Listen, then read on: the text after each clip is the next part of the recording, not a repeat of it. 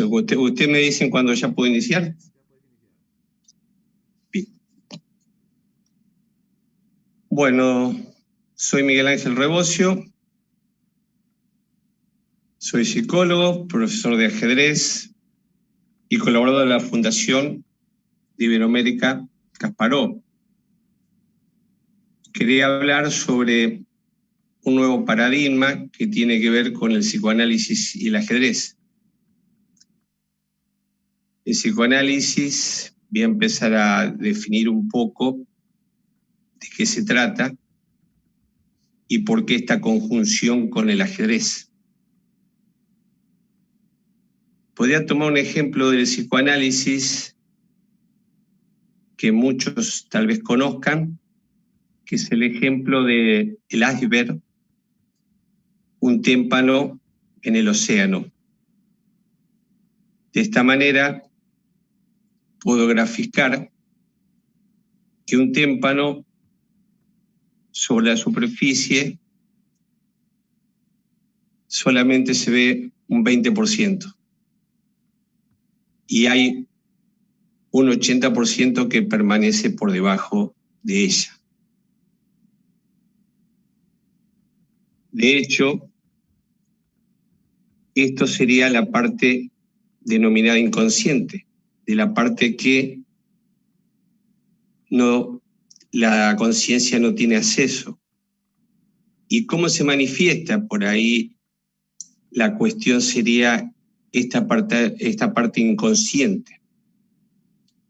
Se manifiesta, según estudios que en su momento comenzó Freud, el creador del psicoanálisis, estudiando la interpretación de los sueños, veía que en los sueños, en los lapsus, los olvidos, había muchas de estas cuestiones inexplicables y que no podemos controlarlas.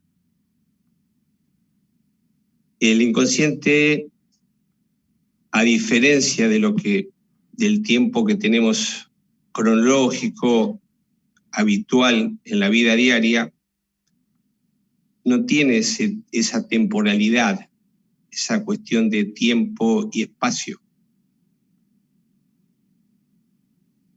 Entonces tenemos que hay una relación con la conciencia en la cual es diferente, porque sería como una caja así oscura de recuerdos que van quedando con huellas némicas o huellas ahí en la cual no podemos tener acceso. El acceso se da a través de, por ejemplo, y acá lo voy a comparar un poco con el ajedrez, en un tratamiento, en una relación con otro, con este otro. Entonces se genera una relación con un analista. En el ajedrez se ha comparado muchas veces una metáfora que usó Freud para determinar en las entrevistas preliminares con un paciente. Él decía que la iniciación de un tratamiento había como una apertura, y en estas primeras entrevistas, y como que eso se podía ir sistematizando, ¿no? Un sistema que... Y había también desenlaces o finales, como en el ajedrez. En el transcurso de esta apertura y los finales, en el desarrollo o en la parte intermedia, no se podía saber qué pasaba. Él consideró el ajedrez que era algo que se podía estudiar rigurosamente las aperturas, los finales, que era una tarea muy ardua, pero no se podía saber qué pasaba en el medio juego, en el desarrollo.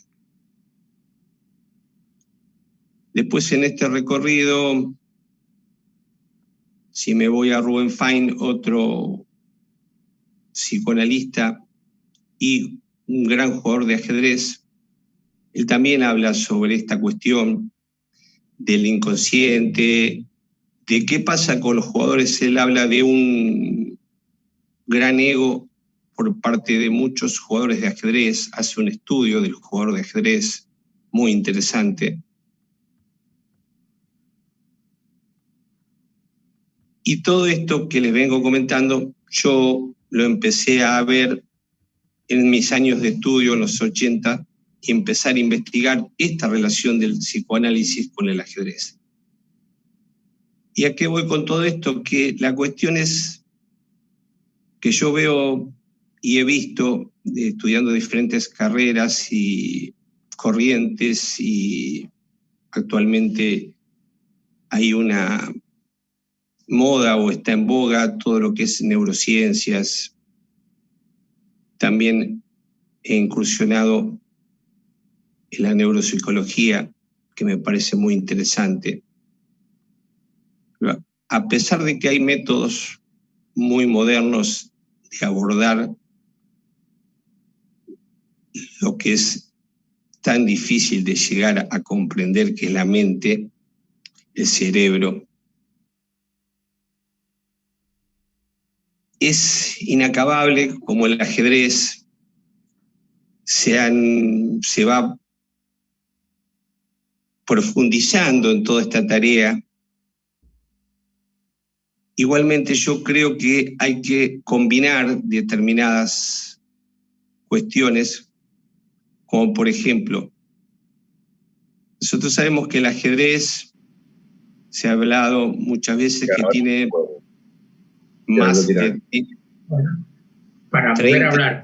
Habla, por aquí tiene que estar. No, pero no, está hablando bien. Hola. Tiene más de 30 virtudes, y se habla de todo lo que es la parte cognitiva, de la cuestión de qué aporta el ajedrez. Un pensamiento crítico,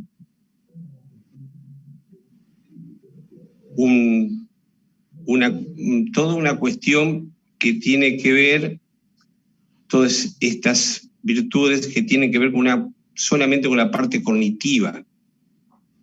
Y yo creo que es más que la parte cognitiva. Creo que tampoco se puede, cuando los niños están jugando, controlar todo. Supongamos que tomamos niños, un grupo de niños,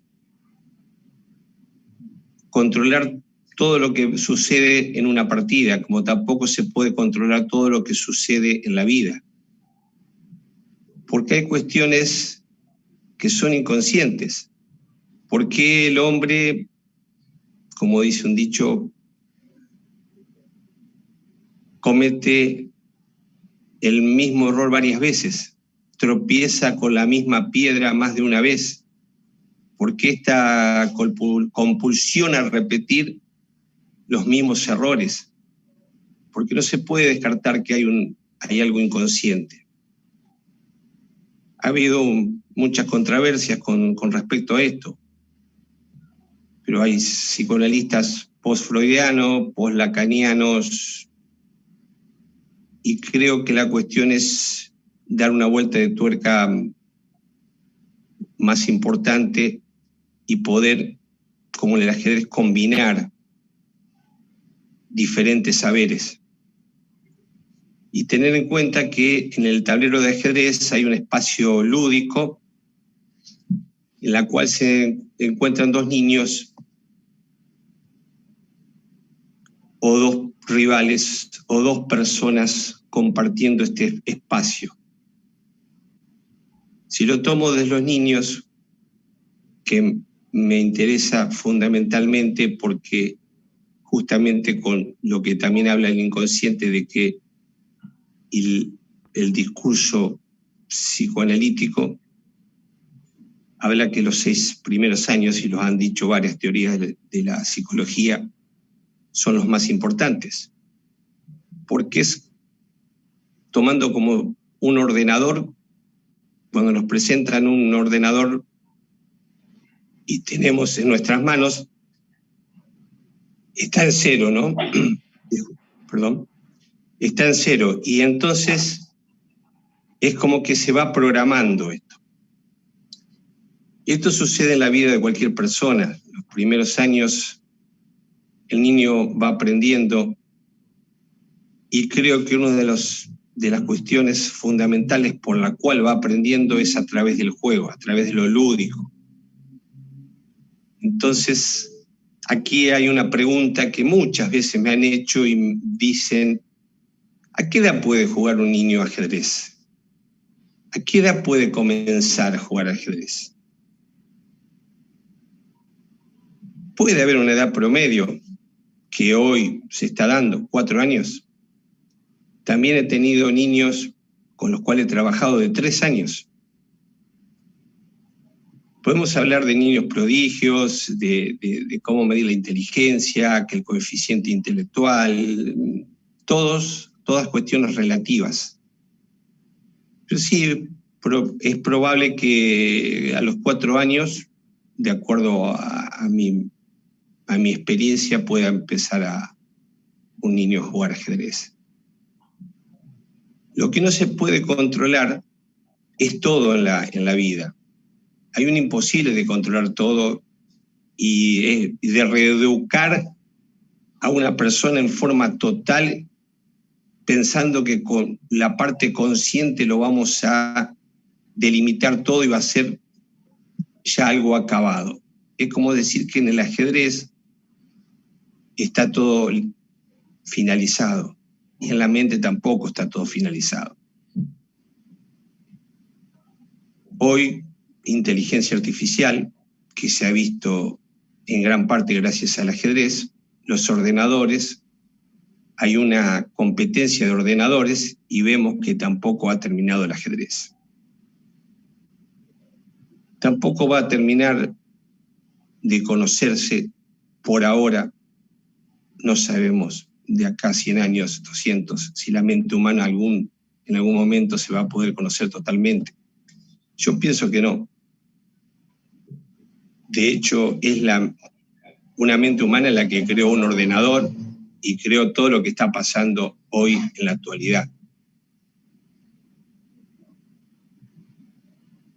Pienso que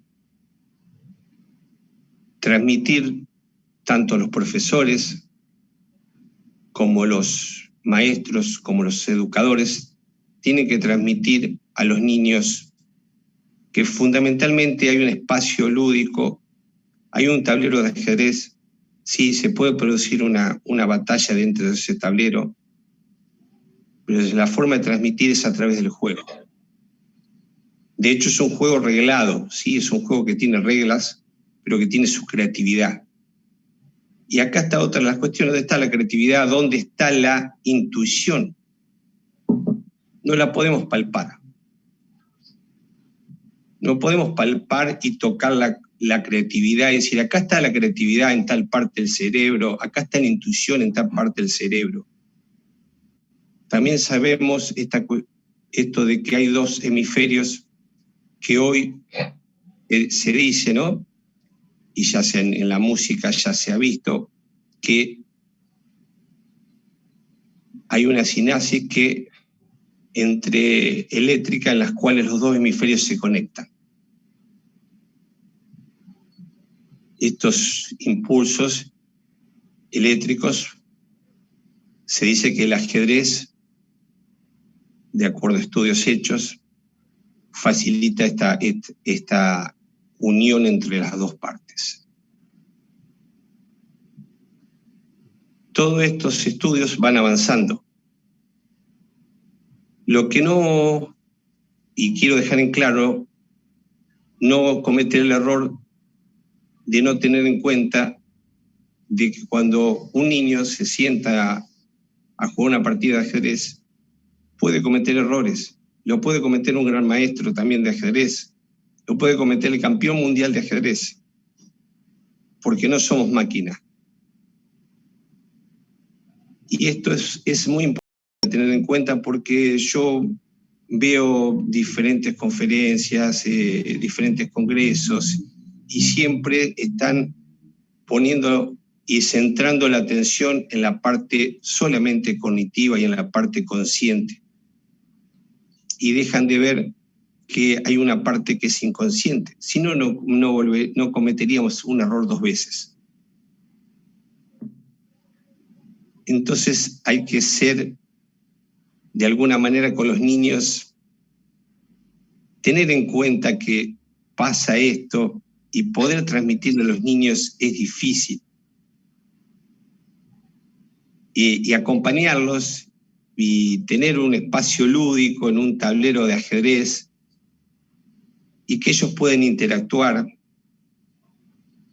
y que también puedan aprender, porque hay un espacio simbólico, las piezas tienen un simbolismo para un niño, tal vez cuando recién empieza un caballo y en su fantasía e imaginación puede representar más que ese caballo solo de ajedrez, lo mismo que una torre. Creo que representa mucho más. Ahora hubo una moda muy importante gracias a la serie de Netflix, Gambito de Dama, y se ve muy claramente que cuando empieza a jugar al ajedrez, las piezas cobran como un sentido, por así decirlo, mágico. Toman forma, toman un simbolismo. Y transmite a través de esto más que solamente un juego en la cual sin duda que ponemos todo de nuestro aparato cognitivo, nuestra mejor voluntad para poder aprender, pero eso es bien consciente, pero hay parte inconsciente, sino por qué una persona que sí ha tenido conflictos desde la infancia recae en ciertas cuestiones que me parecen importantes a tener en cuenta para los niños, como por ejemplo las drogas en algunos casos, que me parece interesante a través del ajedrez ver, y por qué niños utilizando este medio también se puede utilizar para la hiperactividad, para el llamado, entre comillas, trastorno de hiperactividad y atención. Ahí les puedo dar también un ejemplo. Ahí en la hiperactividad, todos los niños son hiperactivos, o sea, con una naturaleza de hacer cosas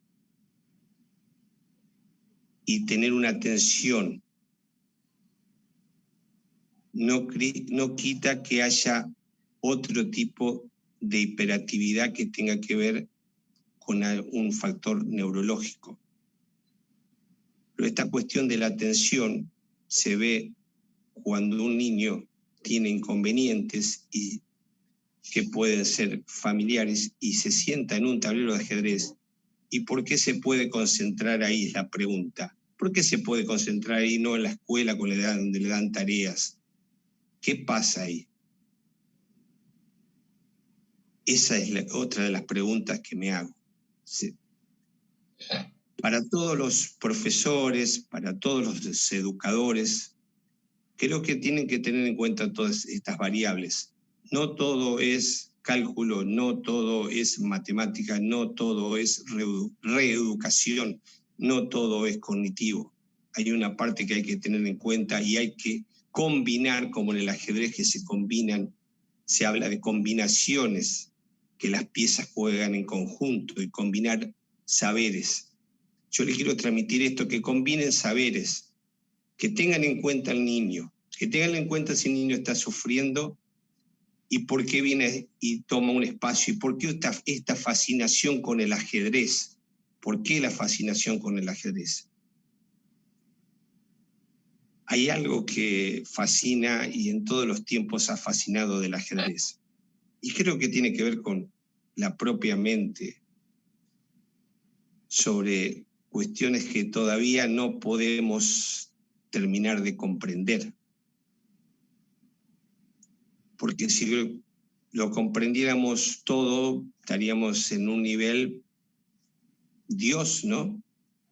En un nivel de algo que excede a nuestras facultades, llamémoslas intelectuales, cognitivas, y eso creo que le quiero transmitir eso fundamentalmente con este método del psicoanálisis y el ajedrez, con esta página que yo he creado hace 3 años y medio y en la cual tengo preguntas de todos los países de los diferentes continentes del mundo. Y siempre me preguntaron, ¿por qué psicoanálisis y ajedrez y por qué no psicología y ajedrez? Sí, sin duda que la psicología es más general, pero el psicoanálisis es más específico en su discurso y no podemos dejar de comprender que hay una parte inconsciente y que ha sido un paradigma en su momento que rompió con años de que todo pasara por algo consciente y por una certeza. En la vida no hay totalmente certezas, hay yerros, hay un montón de actividades que se van generando en el transcurso de una vida. Por eso decía que el inicio podemos estudiar las aperturas, los finales podemos estudiar, pero el desarrollo, tanto una partida de ajedrez como la vida, va a ser muy difícil de terminar. Todo depende cómo esa persona haya empezado su vida y cómo pueda ir dirigiendo el desarrollo de su vida. Y de ahí veremos a qué final se puede arribar. Esto es lo que le quiero transmitir fundamentalmente a padres, a niños, adolescentes que entran en esta fascinante tarea de relacionarse con otros niños a través de un juego como el ajedrez, a diferencia de otros deportes en la cual hay una cuestión lúdica e intelectual que se da aquí muy importante, un escenario que es un tablero de ajedrez en la cual hay fantasías también, hay deseos, y por eso hablé también de un ego también en los jugadores de ajedrez que tiene que ver con historias, ¿no? Con historias de querer superar determinadas cuestiones internas. ¿Por qué nos adentramos y nos fascina tanto el ajedrez? Piénsenlo en esto, ¿por qué nos fascina tanto el ajedrez? ¿Por qué ha fascinado tanto el ajedrez? Y de hecho se ha demostrado con esta serie de Gambito de Dama. ¿Qué es lo que fascina en el ajedrez? ¿Se puede decir exactamente qué nos lleva a los que hemos jugado ajedrez, que somos ajedrecistas, que somos profesores, determinar qué es la creatividad, qué es la intuición, qué es esta fascinación? ¿Se puede determinar la fascinación del ser humano? Creo que hay que, ver en este espacio lúdico cómo los niños pueden aprender y cómo pueden obtener de esta apertura un buen desarrollo. Pueden obtener, como se diría, un prisma diferente viendo el que entra por el ajedrez, y si le unimos la parte de psicoanálisis, ver una mirada diferente. Es como cuando uno mira a través de un prisma la luz, no es la misma que sale a través del prisma que cuando entra. Hay una mirada, una perspectiva diferente cuando uno ve las cosas desde otro ángulo o desde otro lado y no siempre desde el mismo lado. Esta es mi apertura hacia un nuevo discurso combinado y usando como escenario el tablero de ajedrez o el tablero que sé decirle de la vida también, porque ahí también hay una vida de dos personas que están en un tablero y hay una vida de dos saberes que no son solamente conscientes, sino también inconscientes. Y esos dos saberes se ponen en juego en la vida permanentemente cuando se encuentran dos personas y se relacionan, y más cuando se encuentran más de dos personas y hay detrás de esto un grupo de niños o un grupo de padres y niños compartiendo un espacio que no deja de ser un espacio lúdico para todos. Y esta cuestión de compartir de los niños, de los profesores, de los educadores, de todos los que estamos en este congreso, de los dirigentes, no olvidarse de esto. No es solamente hablar sobre las ventajas que tiene el ajedrez en una cuestión solamente acabada y terminada, sino en todo lo que nos puede dar, que es mucho más allá, es mucho más amplio. Es infinito. Como la cantidad de variantes que hay en el ajedrez, la mente humana sigue siendo infinito. Los ordenadores siguen avanzando, los programas de ajedrez siguen avanzando, la inteligencia artificial va a seguir avanzando, todo va a seguir avanzando, la genética va a seguir avanzando, las neurociencias van a seguir avanzando. Ahora, si no pensamos de esta manera, entonces directamente pondríamos a los ordenadores, a la parte robótica, a hacer nuestras tareas. Pero el ser humano y nuestra mente, y esa parte del 80% de la mente, que inclusive también en algún momento muchos pensadores, Einstein también lo vio y se lo preguntó en algún momento a Freud, ¿por qué pasan determinadas cuestiones? Eso también es fascinante, que no podamos saber todo, que hay límites para saber ciertas cuestiones. Entonces, tengan en cuenta educadores, profesores, formadores y todos los que acompañan a los niños en esta tarea de educar, que en un momento también lo dijo Freud, y recuerdo que educar y transmitir, dijo, es prácticamente una tarea imposible de que sea totalmente cerrada y acabada. En este sentido lo dijo. Es muy difícil transmitir. Yo lo que les quiero transmitir acá es fundamentalmente que trabajamos con niños y a veces trabajamos con niños pequeños y hay que estar capacitados para poder trabajar con ellos, sobre todo con los niños chicos, con los niños que como un ordenador que está en cero recién empiezan de edad muy temprana y hay que saberlos acompañar. Y se lo digo también a muchos padres que los llevan a torneos y a más torneos y a muchos torneos. Primero para el niño y hasta el adolescente también está la cuestión de la relación con el otro, con ese otro que se conoce a través del ajedrez y en el cual, entre comillas, se enfrenta con un rival dentro del tablero. Sí, hay una cuestión competitiva, sin duda. Es también, como otro deporte, hay reglas y hay una competencia.